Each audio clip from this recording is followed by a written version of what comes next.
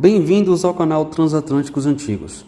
No último vídeo falei sobre as escadarias, encerrando a série sobre os interiores da primeira classe.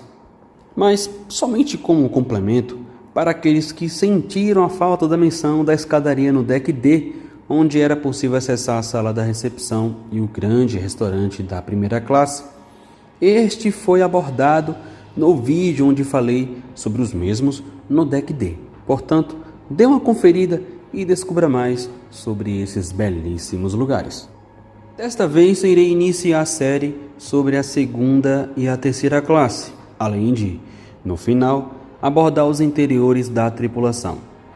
Você que ainda não é inscrito, considere se inscrever, faça o canal se fortalecer e deixe aquele like e um comentário no vídeo. Vamos lá! É notável a grande diferença de requinte quando falamos sobre classes nos grandes transatlânticos da Era de Ouro. Em suma, no Titanic os interiores da segunda classe dispunham de uma beleza incomparável em relação aos interiores destinados à segunda classe em qualquer outro navio da época, oferecendo um conforto praticamente de primeira classe e pagando menos por isso. Na segunda classe não havia o apartheid que era claro entre a primeira e a terceira classe, que simplesmente ficava isolada na parte frontal e traseira do navio. Essa regra era mais flexível entre a segunda e a primeira classe. E neste vídeo irei começar falando sobre as suas cabines. As cabines da segunda classe eram muito confortáveis.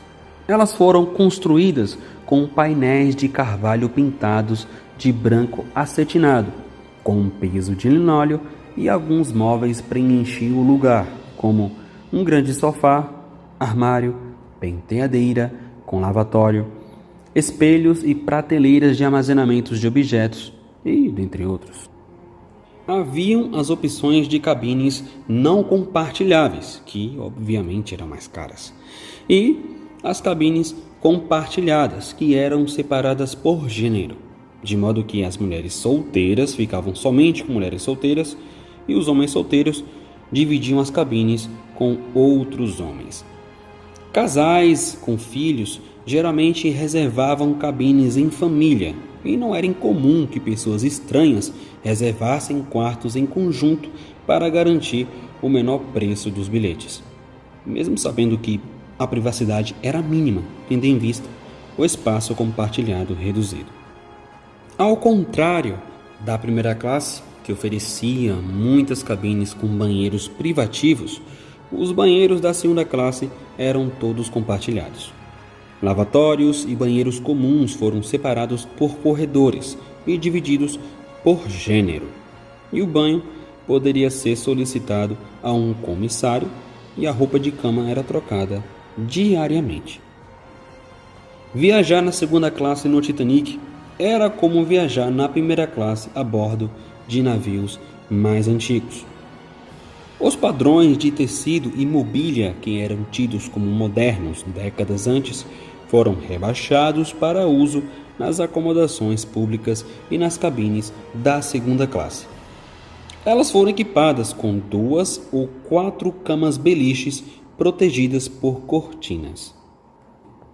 Enquanto as cabines da primeira classe tinham o luxo de ter água quente e fria saindo de suas torneiras, a segunda classe tinha apenas um lavatório simples, modificado para uso no navio, e visto que o espaço era reduzido, o lavatório era fixado na parede como parte do armário de mogno, lembrando que este era utilizado para lavar cabelo, o rosto ou algo do tipo. Para usá-lo, era necessário o passageiro baixar a bacia de cerâmica articulada para expor a torneira. Aqui uma cabine da segunda classe no Olympic, idêntico às instaladas no Titanic. Os beliches e a ausência de ornamentos evidenciam a grande diferença entre estas e as da primeira classe. A maior parte das cabines de passageiros da segunda classe situavam-se à polpa, a partir da metade do navio, entre os convéses D e F. A maior parte do convés E era ocupada pela segunda classe, onde também estava localizado o passadiço da entrada principal para os passageiros também da segunda classe. As cabines eram muito semelhantes em estilo a uma cabine simples da primeira classe, com exceção de que a maioria era compartilhada.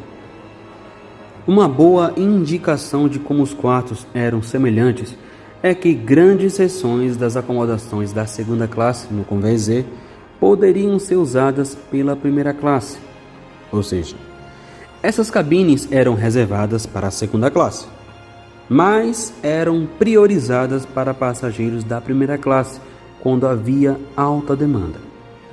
Da cabine E1 até a E42 eram alternáveis entre classes.